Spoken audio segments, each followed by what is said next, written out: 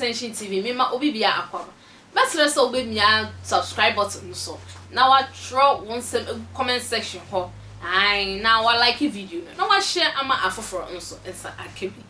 abusuafo I'm memend dey ye etwemu che say video bi e trend e from Monaguchi ene Afia Pokuaa ho ai amu program bi amu ye e wo Onua TV now program na mo ye ne e na Kumchacha Prophet Kumchacha e ya wata account now so sad than a dear or children so opo YouTube ye program e wo ho into went me ametna ase na emra na amo ye discussion e ho na Afia Pokuaa e statement bi te say e fa Otumfour asante hene no asante hene so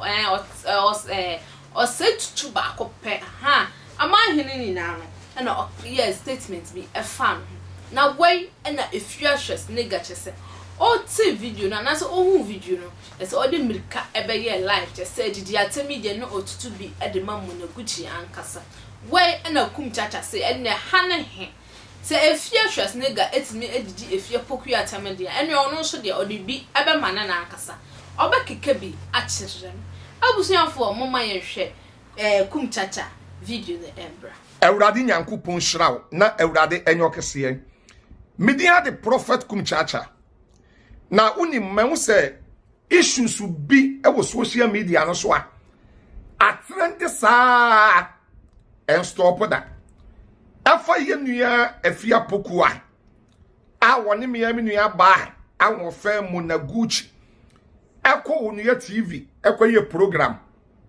issue no ho asem na meka one say every Saturday bia so for Kumchacha Onua TV program no menne ye nua ba Monaguchi anyone we kan na ye but this Saturday ipe ana menya kwan a me call UTV ekoye program na me hwe social media no so a ye nua ba Afia Pokuaa asem okokan na hwade ye di kan ye pamachawo show no me kan ubi Saturday no pen na me ni wo eti na de ye di kan no me pa oman ni nyina achew na mapa ye nua na masantefo enso achew se yesremo etuo nkotwele ba bi a etwele MC ye nua Monaguchi kora nso aba abepa chew ani ye nua ba Afia Pokuaa nso aba abepa echew once ewiase yese ye ho a ye nyi echini Ghana ha ye won utu kwan kwa abrochira na ama no ne ba bi a ana be se Ghana fo ye ade a efe pa ewo ayigbeni ni wo asantini ni wo novena ni wo fantini ni wo achimini ni wo obia ye Ghana ni efe ye fa santana ba de ye me ya ye me ya ni Afia Schwar nega Afia Schwar nega anobagaya Afia Schwar nega anokese Afia Schwar nega singawo ana wo be so asem nim ama asem no ba bi ekeka kona nkoyi ba da bia me ka se Afia Schwar nega hwa wo ye bayibro nsam na won se wi ase ni pempe no kuro wokuro mu a ya wokuro mu wa wo Ghana ha ana Afia Schwar nega ba ya obedi di asantefo atam abedi asantefo nyina atam atumi di atam na ma atam no ewo mframa bo fa manhia ahemfie abedi atam betwa adapa betwa asantefo adapa ya wokuro mu but aden na ne unua de aba na ye pe obi ama na somu ajeje ana waka bibia na Afia Schwar nega ena eba bebo Afia Pokuaa asenuam patriotie ni yo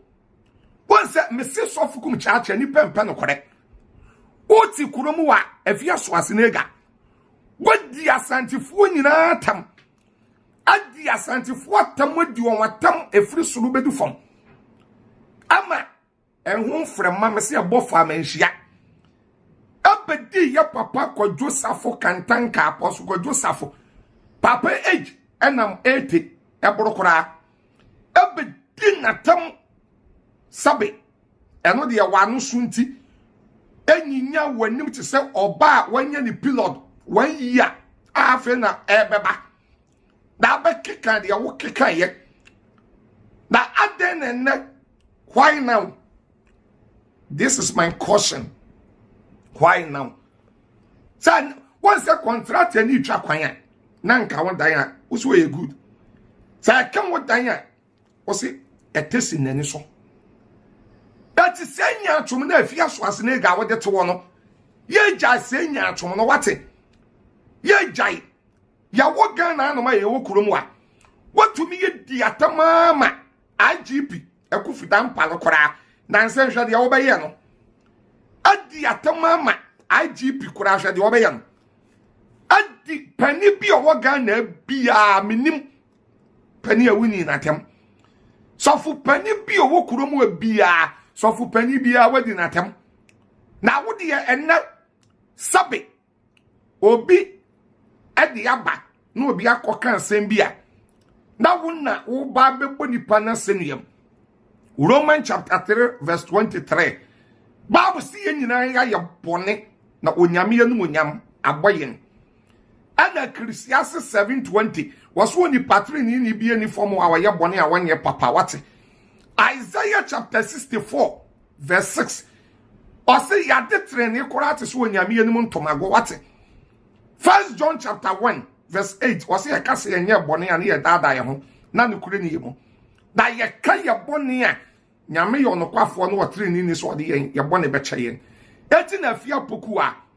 wa be pachaw se Ghana mfenche no